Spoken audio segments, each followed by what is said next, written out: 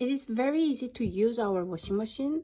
So you can only put 7 kilograms for washing and 5 kilograms for drying. And then you can turn it on and off by pressing this button, 2 seconds.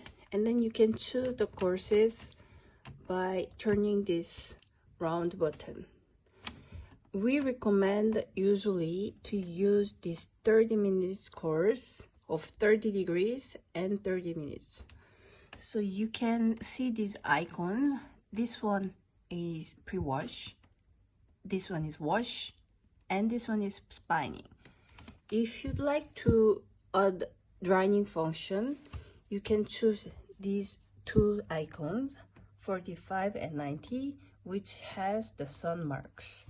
So I will turn the lever to 45, and here you will see sun marks. So it will wash, spine, and dry. And then if your clothing are still too wet, you can choose only drying function, which is this icon next to the 90 degrees. And then you will see here the spining icon.